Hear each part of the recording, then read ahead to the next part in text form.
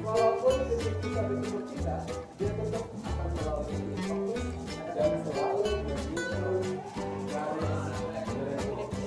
Nah, jadi Anda akan membuat suatu definisi parabola sekarang. Coba buatkan definisi parabola. Parabola adalah Bismillahirrahmanirrahim. Assalamualaikum warahmatullahi wabarakatuh. Anak-anakku yang Bapak banggakan, selamat berjumpa kembali dalam kegiatan belajar mengajar di semester genap ini. Mudah-mudahan kalian semua dalam keadaan sehat dan selalu dilindungi oleh Allah SWT. Baiklah anak-anakku sekalian, sebelum kita memulai pembelajaran, kita awali dengan berdoa dulu. Bismillahirrahmanirrahim. Raditu billahi robba wa bil islami dina wa bi muhammadin nabiyya wa rasula. Rabbi jidni ilma warzuqni fahma wa amalan makmula. Baiklah anak-anak sekalian, pada kesempatan ini kita akan membahas mengenai barisan dan deret, yang tentunya barisan dan deret ini pernah kalian pelajari di SMP dulu. Apa itu barisan dan apa itu deret? Waktu SMP dulu Anda sudah belajar apa pengertian dari barisan.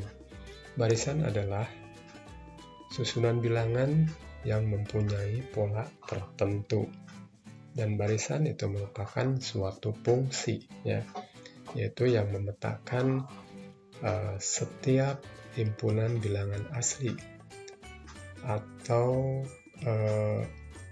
yang memetakan bilangan bulat positif terhadap pola tertentu tersebut atau rumus suku ke n-nya. Apa itu deret? Deret adalah jumlah dari suku-suku pada suatu barisan.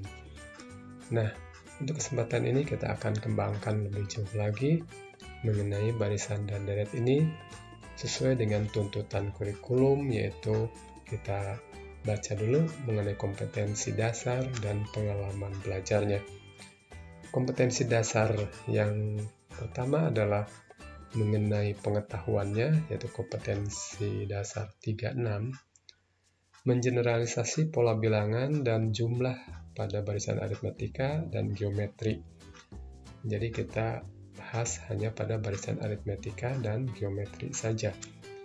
Kemudian kompetensi dasar untuk keterampilannya menggunakan pola barisan aritmetika dan geometri untuk menyajikan dan menyelesaikan masalah kontekstual, termasuk pertumbuhan, peluruhan, bunga majemuk, dan anuitas. Jadi nanti di sini kita akan membahas mengenai pertumbuhan, peluruhan, bunga majemuk, dan anuitas. Kemudian pengalaman belajarnya, melalui pembelajaran materi barisan, siswa memperoleh pengalaman belajar yang pertama, menemukan konsep dan pola barisan melalui pemecahan masalah autentik. Yang kedua, berkolaborasi memecahkan masalah aktual dengan pola interaksi sosial kultur. Yang ketiga, berpikir tingkat tinggi, berpikir kritis, kreatif dalam menyelidiki dan mengaplikasikan konsep dan pola barisan dalam memecahkan masalah autentik. Itu kompetensi dasar dan pengalaman belajar yang diharapkan. Kemudian materi pembelajarannya kita awali saja dengan suatu ilustrasi seperti ini. Misalkan Anda data uang saku seorang anak sekolah setiap hari adalah 10.000 ya. Jadi 10.000 rupiah. Dan untuk menumbuhkan niat menabung orang tuanya, menambahkan sebesar 1.000 rupiah tiap harinya. Nah, jika uang saku tersebut disusun dengan bilangan, maka kita akan memperoleh bilangan seperti ini. 10.000 ya, ini di hari yang pertama, kemudian bertambah 1000 jadi 11.000, bertambah lagi 1000 jadi 12.000, bertambah lagi 1000 jadi 13.000, dan seterusnya.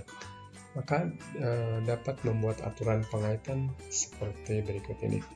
Jadi hari pertama dia 10.000, maka hari kedua 11.000, hari ketiganya 12.000, hari keempatnya 13.000, sampai hari ke N. Nah, dari pasangan di atas diperoleh bentuk umum barisan bilangan, yaitu 10.000, 11.000, 12.000, 13.000, dan seterusnya. Itu disusun dari U1, U2, U3, U4, sampai UN. Nah, seperti ini. Nah, dengan UN ini adalah sama dengan FN. Nah, artinya ini adalah merupakan suatu fungsi, ya. Jadi merupakan fungsi yang memetakan bilangan bulat positif, ya, 1, 2, 3, 4, sampai N terhadap rumus suku ke N-nya, gitu ya. Nah, ini adalah rumus suku ke N dari barisan bilangan. Nah, untuk memahami barisan dan pola barisan, nah, coba kita perhatikan masalah-masalah berikut, ya. Ini ada kita bahas mengenai pola bilangan dan konsep barisan aritmetika. Masalah yang pertama, jika tinggi satu anak tangga adalah 20 cm, berapakah tinggi tangga jika terdapat 15 anak tangga? Dan tentukan pola barisannya. Misalkan di sini ada tinggi anak tangga, ya. Nah, ini tinggi anak tangganya 20 cm. Ini 20 cm, 20 semuanya 20, ya, tinggi anak tangganya. Nah, pada anak tangga yang pertama, nah, itu adalah 20 cm. Anak tangga yang kedua berarti tingginya 40, ya. Pada anak tangga yang ketiga, tinggi tangganya adalah 60. Lalu keempat, tinggi tangganya adalah 80. Yang kelima adalah 100 cm, dan seterusnya. Maka diperolehlah susunan bilangan seperti ini, ya. 20, 40, 60, 80, dan seterusnya. Nah, berarti UN itu adalah suku ke N, ya. Maka suku pertama itu adalah 20. Dan suku keduanya 40, suku ketiganya 60, suku keempat 80, suku kelima 100. Kita peroleh pola seperti ini. Ini 1 kali 20, ini 2 kali 20, 3 kali 20, 4 kali 20, 5 kali 20, gitu ya. Nah, itu tinggi tangganya sesuai dengan anak tangga yang keberapa. Maka di sini ada pola tertentu. Nah, ini polanya yang disebut dengan rumus suku ke N. Jadi kalau suku kelima adalah 5 kali 20, maka suku ke N adalah N kali 20 atau 20N. Nah, ini disebut dengan rumus suku ke N. Maka kalau kita mencermati pola dari rumus suku ke N ini, yaitu 20N, maka kita akan memperoleh berapa tinggi tangga jika banyaknya anak tangga adalah 15. Nah, berarti suku ke-15 itu adalah 15 kali 20, ya, atau 20 kali 15, seperti ini, ya. Nah, jadi tingginya adalah 300, yaitu 300 cm, gitu ya, atau 3 meter. Nah, baiklah, untuk selanjutnya masalah kedua kita ambil lagi. Di sini masalah kedua. Seorang perajin batik di Gunung Kidul dapat menyelesaikan 6 helai kain batik selama 1 bulan. Permintaan kain batik terus bertambah, sehingga harus menyediakan 9 helai kain batik pada bulan kedua, dan 12 helai kain batik pada bulan ketiga. Nah, dia menduga jumlah kain batik untuk bulan berikutnya itu akan 3 lebih banyak dari bulan sebelumnya. Jadi selalu bertambah 3 helai kain batik. Dengan pola kerja tersebut, pada bulan berapakah? Pada bulan keberapakah dia menyelesaikan 63 helai kain batik? Nah, dari masalah di atas dapat dituliskan jumlah kain batik sejak bulan pertama sampai kedua, sampai seterusnya. Kita lihat seperti ini. Bulan pertama itu 6 helai kain batik ya, sini. Bulan kedua adalah 9, sini 9. Lalu bulan ketiga adalah 12. Bulan keempat adalah 15 dan seterusnya.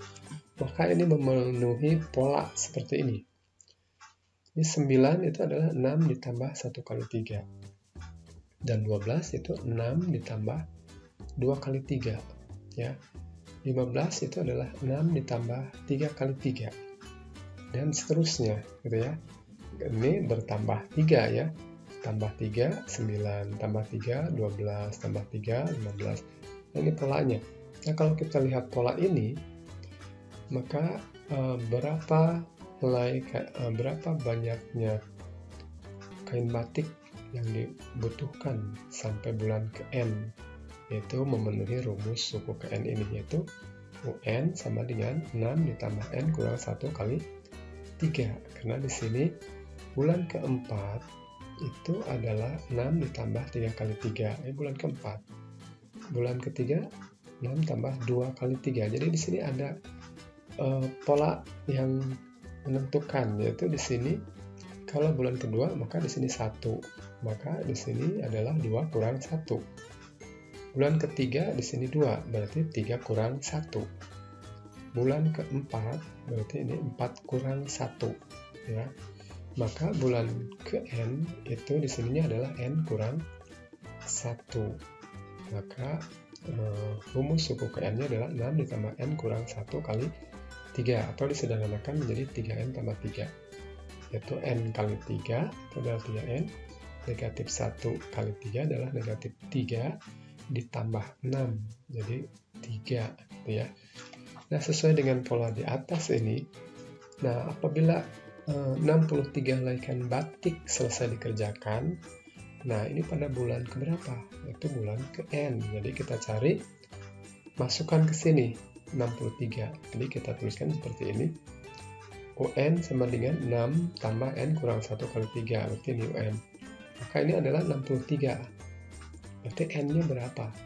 Bulan keberapa 63 helai kain batik dapat dikerjakan? Jadi 63 sama dengan 6 ditambah N kurang 1 kali 3. Jadi kalikan yang 3N. Ini jadi negatif 3. Berarti seperti ini ya. Nah ini jadi 3N tambah 3. 3 atau 3 tambah 3N. Nah jadi N-nya berapa? N-nya 20 ya tentu ya. Jadi 20 tambah 3 ya, jadi 60 tambah 3 63. Nah jadi pada bulan ke-20 itu mampu menyelesaikan 63 helai kain batik. Nah kalau kita perhatikan dari masalah 1 dan 2, maka di sini ada suatu barisan yang mempunyai selisih yang tetap, yaitu 40 dikurangi 20, 60 dikurangi 40, 80 dikurangi 60, dan seterusnya, itu mempunyai selisih tetap. Nah ini selisih tetap ini yang disebut dengan beda. Nah maka rumus suku ke N-nya itu selalu berbentuk linear. Ini fungsi linear ya. Fungsi linear rumus suku ke N-nya. Coba kita lagi masalah yang kedua. Masalah yang kedua di sini juga, di sini ada bilangan ya, 6, 9, 12, 15. Nah ini selisihnya selalu tetap juga. 9 dikurangi 6, 3. 12 kurangi 9, 3. 15 kurangi 12, 3. Maka disimpannya di sini. Kita peroleh juga bahwa ini linear. Jadi rumus suku PN-nya adalah berbentuk fungsi linear. Nah dari sini kita simpulkan bahwa kita ambil suatu definisi ya. Barisan aritmetika adalah barisan bilangan yang beda setiap dua suku yang berurutan adalah sama. Nah, seperti tadi ya. Jadi selisih suku yang berurutannya atau yang disebut dengan beda itu selalu sama. Jadi berdasarkan definisi di atas, diperolehlah bentuk umum barisan aritmetika sebagai berikut. Ini barisan aritmetikanya, U1, U2, U3, U4, U5, sampai UN.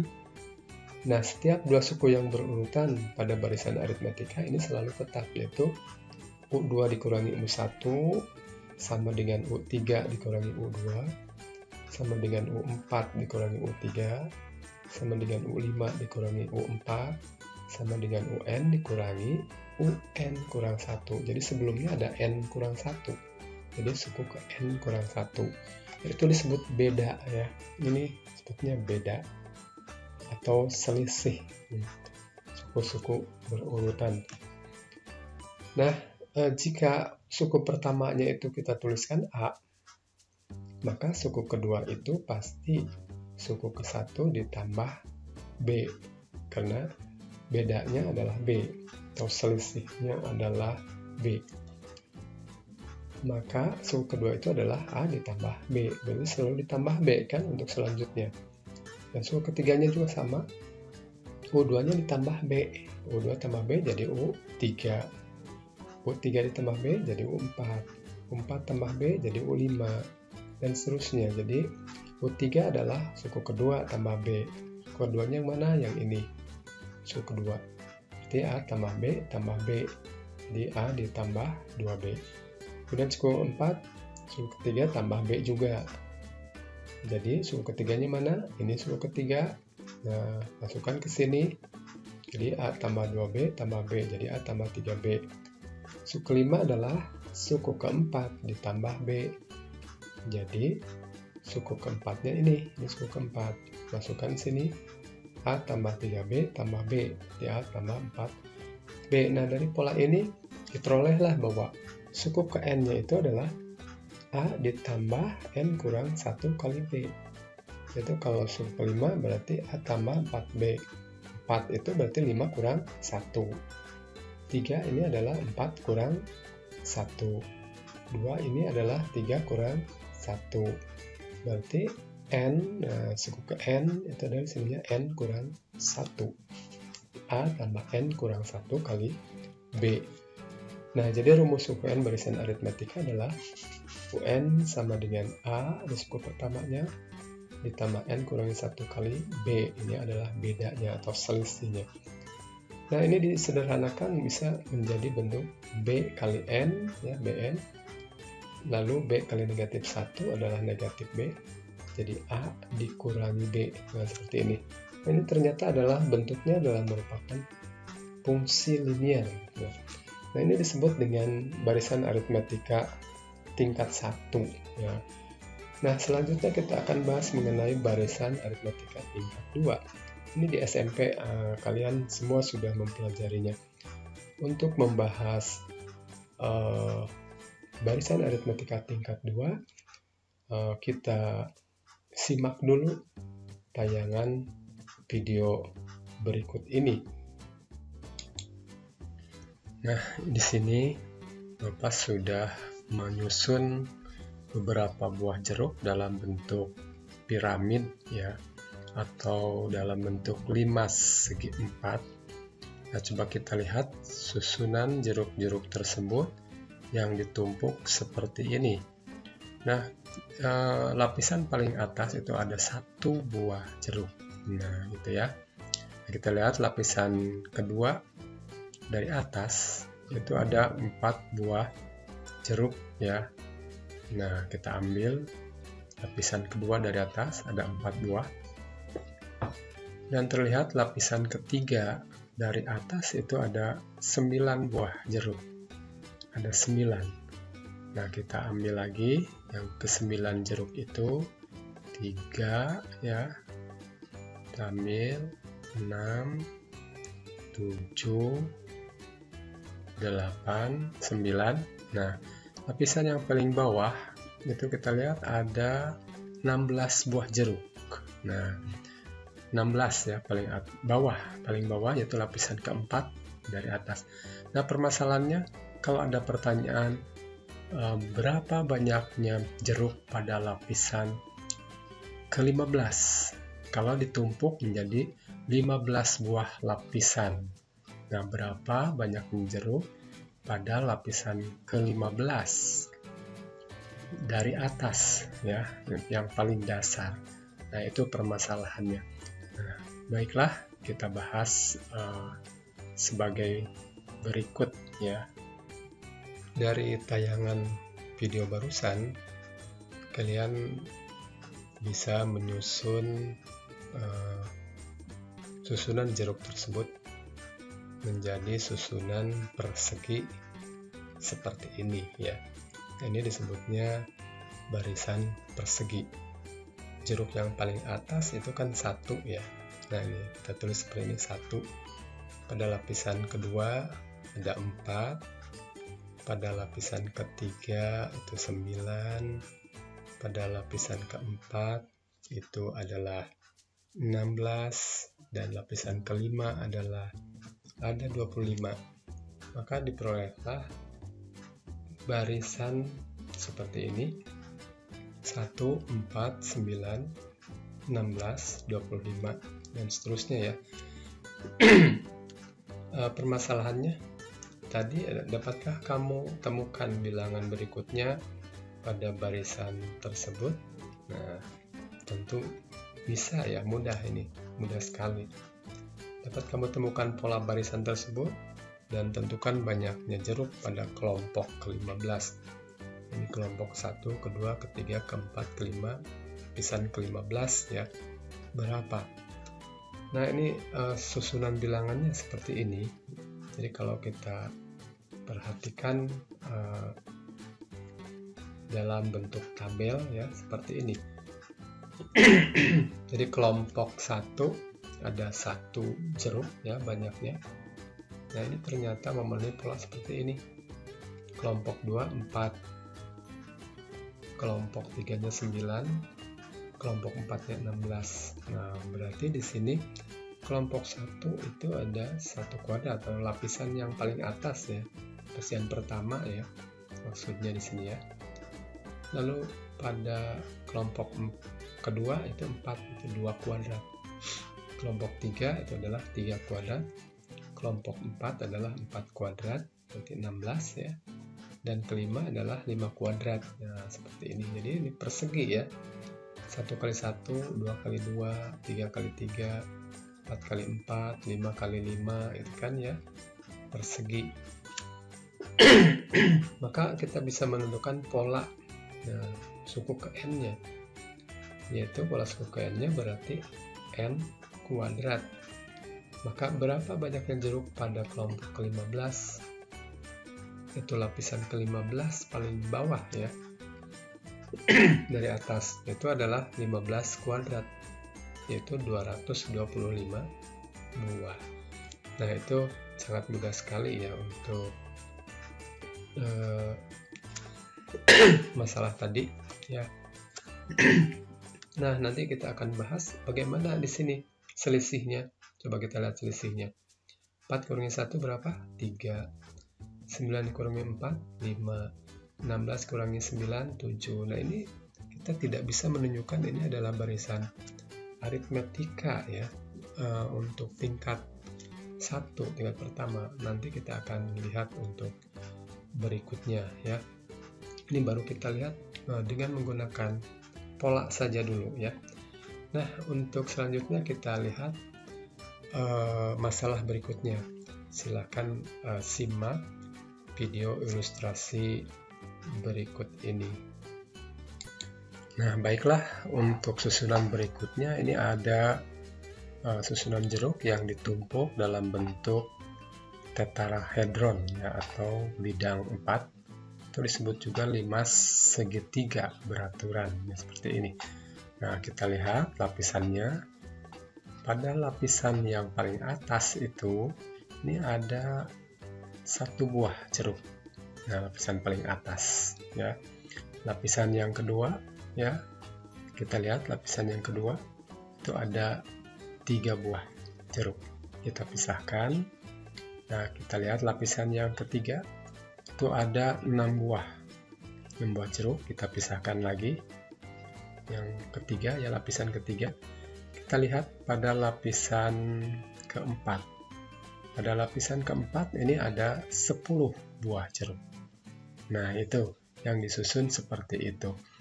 Nah, sekarang permasalahannya bagaimana kalau kita susun atau ditumpuk menjadi 15 buah lapisan? Berapa banyaknya lapisan ke-15 dari atas? Jadi yang paling bawah, lapisan ke-15 itu ada berapa buah jeruk? Nah, untuk itu bisa kita menggunakan konsep dari sebuah barisan. Nah, setelah kalian semua memperhatikan atau menyimak video tadi, maka kita bisa menyusunnya jeruk-jeruk itu dalam bentuk segitiga, ya, seperti ini. Nah, ini disebut dengan barisan segitiga. Jadi yang paling atas itu banyak jeruk kan 1, ya. Lalu lapisan kedua 3, lapisan ketiga itu ada 6, lapisan keempat itu ada berapa? 10, ya. 10. Dan seterusnya, ini ada 15, ini disebut dengan barisan segitiga. Jadi susunan bilangannya adalah 1, 3, 6, 10, 15.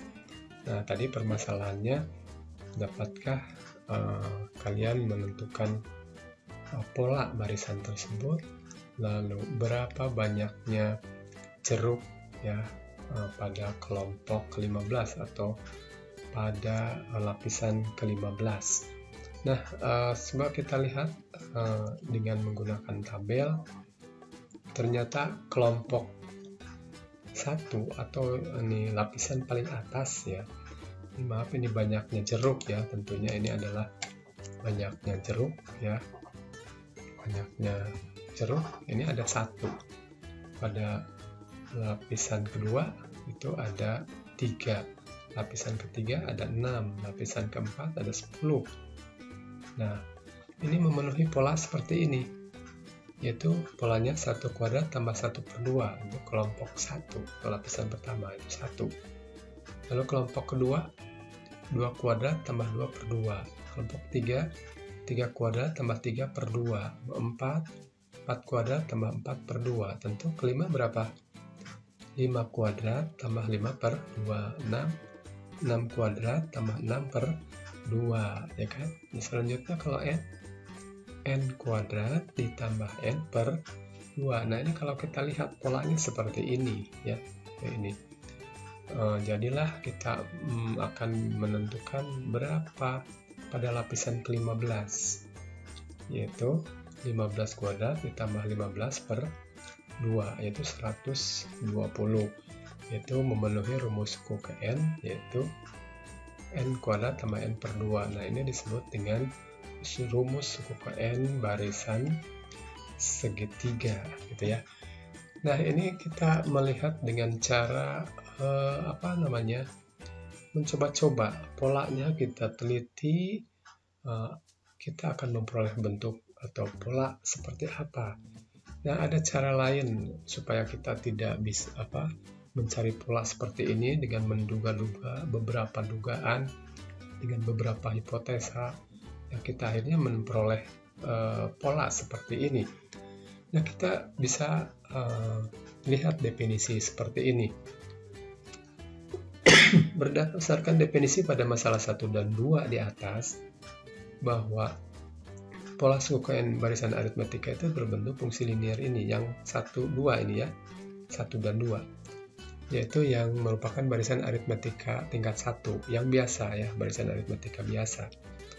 Kemudian untuk yang masalah 3 dan 4 ini adalah polanya adalah berbentuk fungsi kuadrat. Nah, coba kita perhatikan yang ini fungsi kuadrat. Ini bisa ditulis setengah n kuadrat ditambah setengah n. Ini fungsi kuadrat. Nah, coba kita lihat lagi yang permasalahan yang ketiga tadi, ya. Yang ketiga. Nah, ini n kuadrat. Ya, yang ini nih. Yang susunannya atau barisan persegi. Barisan persegi ini adalah n kuadrat. Berarti merupakan fungsi kuadrat. Kemudian barisan segitiga juga ini adalah fungsi kuadrat, yaitu seperti ini, setengah n kuadrat ditambah setengah n, atau n kuadrat tambah n per 2. Nah, dari pola seperti itu, kita bisa mencari rumus suku ke n untuk bentuk-bentuk yang lain. Nah, misalkan dari permasalahan 4 ya, kita tarik permasalahan yang keempat tadi, yaitu barisan segitiga ya, 1, 3, 6, 10, 15, dan seterusnya. Rumus suku ke n-nya adalah kita ambil bentuk umumnya. UN sama dengan PN kuadrat ditambah QN ditambah R. Nah, ini bentuk umumnya. Nah, kalau kita mengambil barisan segitiga masalah keempat ini, maka suku ke satunya, karena bentuk umum rumus suku n-nya ini, berarti ganti U1 sama dengan P kali 1 kuadrat ditambah Q kali 1 ditambah R. Ini. Jadi, P tambah Q tambah R, karena ini n-nya 1. Suku kedua, berarti yang ini nih, suku kedua. Suku kedua adalah P kali 2 kuadrat tambah Q kali 2 ditambah R. Berarti ini 4P tambah 2Q tambah R. Nah, ini suku keduanya. Ini yang ketiga nih, yang ini, suku ketiga. Ketiga adalah P kali 3 kuadrat, karena n-nya 3. Lalu Q kali 3. Ya, karena di sini n-nya 3 kan, ini n-nya 3 nih, masuk, diganti ya, ganti.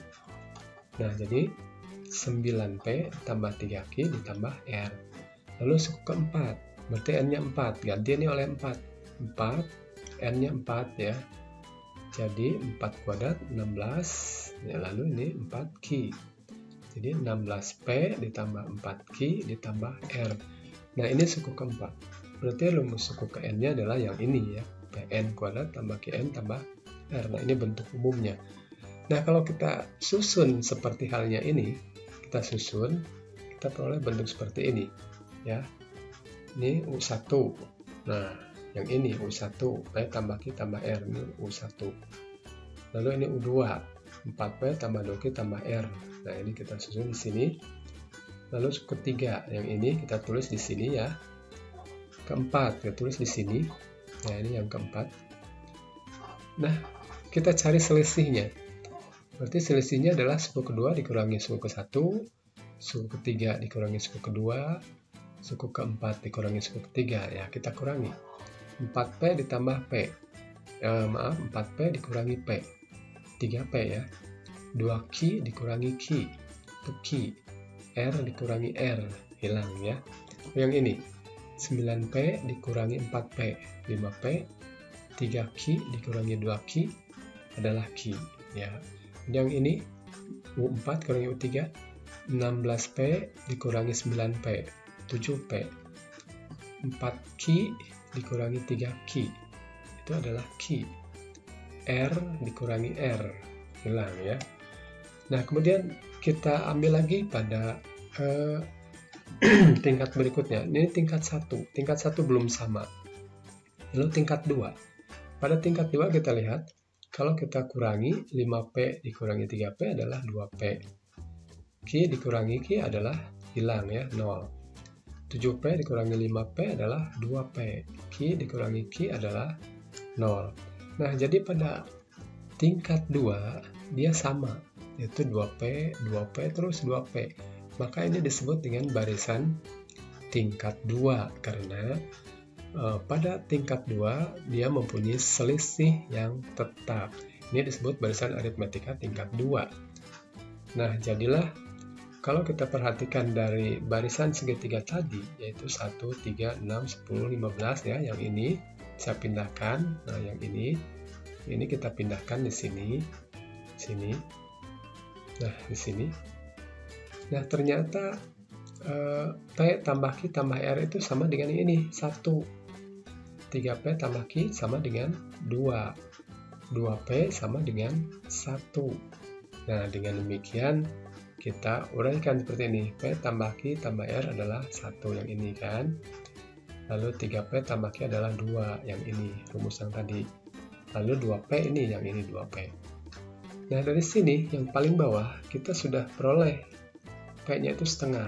2P sama dengan 1 kan, yang ini 2P ya. Jadi P-nya itu setengah. Nah, kalau P-nya setengah, masukkan ke sini. 3P tambah Q sama dengan 2. Nah, maka diperoleh 3 kali setengah tambah Q sama dengan 2. Ini adalah 1/2 ya.